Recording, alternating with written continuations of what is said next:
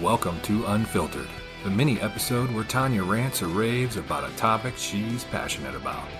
These are filled with real talk and raw emotion, so buckle your seatbelts. Mommy's going crazy. Hi guys. I want to talk to you today a little bit about the journey to self-acceptance and how important it is to work on that as you're losing weight. And something happened to me that kind of brought up an old memory, and that's kind of what sparked me to talk about this. But a couple weeks ago, my sister-in-law stopped by to give me some clothes, some hand-me-down clothes that she was ready to donate. And my sister-in-law has always been someone that I looked at as someone who had a fairly normal relationship with food. And she's always been thin, and it didn't seem like she really had to struggle with some of the eating issues that I have. So in that sense, I've always kind of admired her or looked up to her, and to be honest, been jealous of her in the past. And anyway, she brought me this whole bag of clothes, and they all fit. Like, I'm wearing the same sizes now that she is. And I mean, that in itself was like a huge accomplishment and a huge sense of achievement. But it also reminded me of some things that happened to me a long time ago before I lost the weight. So in particular, in this bag of clothes, there were some clothes from Banana Republic, size small and size medium, and they fit. And ordinarily, I would just be like, okay, cool, just another shirt, right? But it reminded me years and years ago, when I was still probably at my heaviest, I had gone out of town with a friend of mine, my friend Ken. Hi, Ken, if you're listening. We had gone to visit his partner, and we were going to a concert. And they decided, hey, let's get new outfits before the concert. Seems like a reasonable thing, fairly normal. It's a thing people do, right? But of course, I was terrified. I was dreading it because I just knew, as all plus size women do, I just knew it wasn't going to be that easy for me. So of course, we go to the mall and we go to Banana Republic, which was their favorite store. And of course, it's not a plus size store. Nothing fit. I mean, there wasn't even a point of trying things on. Like, I was in an 18 or a 20 probably at that point. So, I mean, really, there was no point in even trying. I don't know if now they go up to those sizes, but back then they did not. So Ken and Tom are trying on clothes and, checking out all the different options and choosing what they like. And I was very used to choosing what would fit, not having the option to choose what I would like. And then, as they're in the fitting room, of course, I'm standing there feeling totally self-conscious, assuming the worst, assuming that people are looking at me like, why is the chubby girl in this store? Things like that. I had the flashback Pretty Woman moment of like, you don't belong in this store kind of thing. And it was all in my head. I mean, no one made me feel uncomfortable. No one said anything. But I just felt awful just even being in there. Like, the sense of shame and embarrassment was just terrible. So of course they get done shopping and they're like, oh, you're not getting anything? And then I had to, break the news like, yeah, no, I'm too big for this store. So they were amazing. They did not make me feel bad. They did not put me down. I think one of them might have even said like, well, that's silly. Why don't they have your size? Or, something to try to make me feel better. But so we leave and we have to go find a plus size store.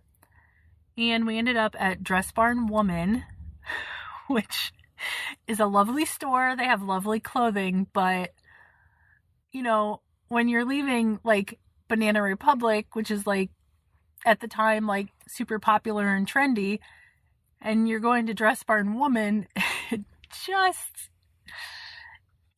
just didn't have the same allure to it. And it's just embarrassing, to have to go to a specialty store and things like that. So they went in the store with me. They were amazing. They helped me find an outfit that I felt okay in, and we bought it and we went to the concert and things were fine. But even after going and finding a special outfit, I just felt so. Like, I didn't feel amazing. Like, oh, I have this new outfit. I look great. Because I still didn't feel like I looked good. No matter what kind of outfit I had on, I didn't have that confidence or that belief in myself. And I mean, at the core, I think some part of me didn't feel like I was good enough. And I don't know, good enough for what, but I just always kind of had that underlying thing in the back of my mind of like, I'm not good enough. So this year I try on these clothes and a size small from Banana Republic fits, and it brought up all those memories of the times when I couldn't even purchase something from that store. So of course I feel proud of, the achievement of losing the weight, and I'm happy that I don't have to shop in specialty stores anymore. But it's ultimately not about the size. It's not that, oh, I can wear a size small that I'm like feeling awesome. Ultimately, it's because I feel a sense of freedom and I feel like I'm not held back by my weight anymore. So now I can go to whatever store I want and I can try on the things that I like and I can pick out the things that I like the most. I'm not limited to the one or two options that are big enough to cover my body. So as much as I celebrate, the number on the scale going down or my clothing size going down, those are just like the tangible things, right? Like those are the things that you can see. But really, the real reward is how I feel inside. I feel more confident now. I feel more self-assured. I feel more brave. Like I'm not as afraid to try things as I was before. And most importantly, I feel good enough. Good enough for anything. If there's anything I want to do, I'm good enough for it. Me, just as I am good enough. And I wish I had felt that way when I was at my heavier weight. Because honestly, I wouldn't have been as miserable if I had worked through the mental stuff and accepted myself more. There were so many things that I held myself back from because of my weight. Some physical things, yes, of course, they were hard to do with my weight. But a lot of them were not physical things. Social interactions or taking a class or, any number of things that I wanted to do that I wouldn't do because I was scared. Scared that I wasn't good enough, scared that someone would judge me, scared that someone would make fun of me, all that stuff. And that all stemmed from my own mind and what I was thinking about myself and how I was judging myself. No one else ever said anything to me and put me down. It was all in my own head. Honestly, even at my last job, the owner of the company frequently made comments to people about their weight. I'm not sure why I dodged that bullet, but she never said a word to me.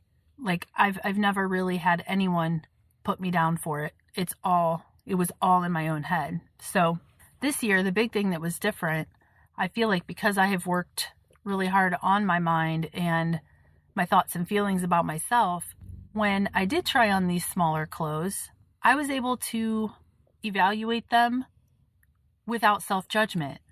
Like I could just try on a shirt and be like, oh yeah, that's cute. The end. As opposed to old me, I would have tried on a shirt and said, yeah, that's cute, but it doesn't hang quite right over here, or it's a little clingy there, or I don't know, this is kind of a bright color. I don't want to draw attention to myself, all this drama over a shirt. And now I'm able to just say, like, I like it or I don't, and that's it. Clothes are such a big deal, and I feel like we get hung up on sizes sometimes, and I am guilty of it myself. But ultimately, it really is how you feel about it. I could be in a 14, and if I feel good about myself, great. or I can be in a 6 and feel good about myself. And that's great. But ultimately, it comes down to how we feel about ourselves. And just getting to a smaller size or just losing weight is not going to change how you think and feel. You have to work on that as you're going. You have to work on, identifying those negative Nancy thoughts and trying to find ways to turn them into positive Patty thoughts. And you have to be able to look at things from a perspective of wanting to learn about yourself and improve on yourself instead of looking at them and putting yourself down. As you find things that you're struggling with, try to think, how can I make this better? Instead of saying, oh, well, I guess I'm just never going to be able to do it because I can't figure this out. Those are the things we need to work on. I don't want you to think that there's some, magical pot of gold at the end of the rainbow. When you hit your goal weight, suddenly all your problems go away. And that's not the case. Half the problems or challenges in my life that I have or that I had when I was overweight are still there. My mom's still paralyzed and in a nursing home. My brother's health is still terrible. Jim is still disabled. We're still not in the kind of house I really want to be in. I mean, there's a lot of things still going on, and I still have stresses and all of that.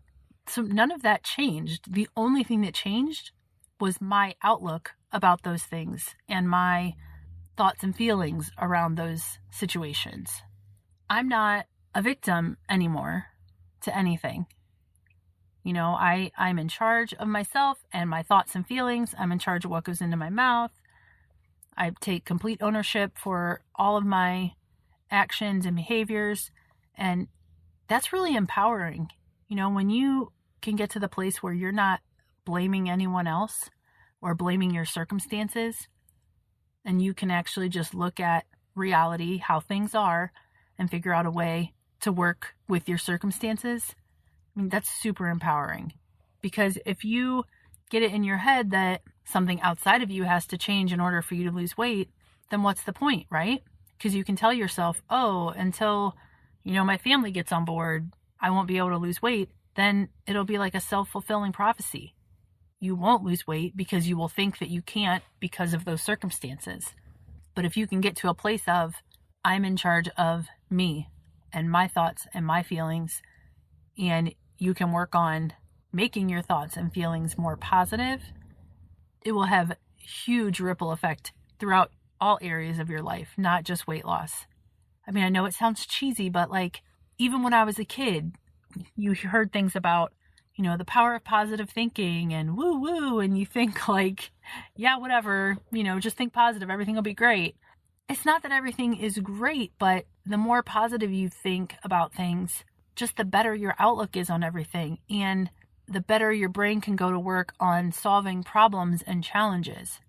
When you're in a negative space, it's so draining that I feel like we can't focus on what we need to change because we're so beat down and exhausted from the negativity.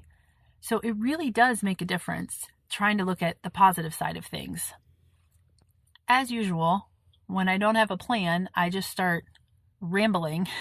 And I guess I should get back to my original point.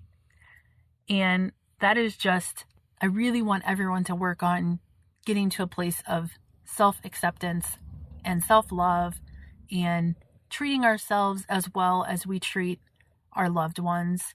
And, really give yourself just the opportunity to learn and to grow and, to look at things as feedback, not failure, and to just really get to that place of being willing to just keep going until you figure it out.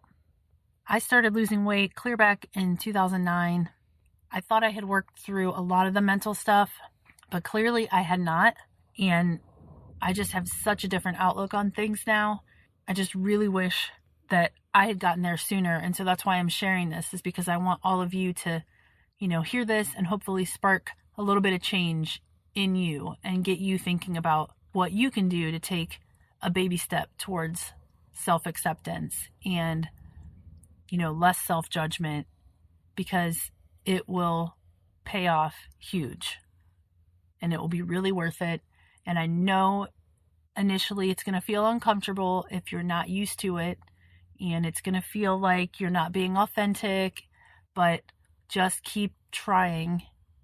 Every time you have a negative thought, try to think of a way you could make it more positive, and try to think of a way you can spin it so that it's not negative and it's not mean, and just don't give up. All right, guys. Sorry I've been rambling on so long. Next episode, hopefully I'll have more of a plan and give you some more actionable info. But until then, remember, eat mindfully so you can lose weight and change your life. That's it for this episode of Unfiltered. I hope you don't mind me unloading my raw thoughts into the microphone. It helps me to get these feelings out, but I also hope it will help you, since I talk about things that come up in the course of normal life without any script or any plan. It's messy, but it's real. Thanks for listening to the Not Really Hungry podcast. If you have any questions or comments, please email podcast@notreallyhungry.com or leave a voicemail at 330-595-4662. If you want to hear more from Not Really Hungry, check out the blog at notreallyhungry.com, where you'll find even more ways to eat mindfully, lose weight, and change your life.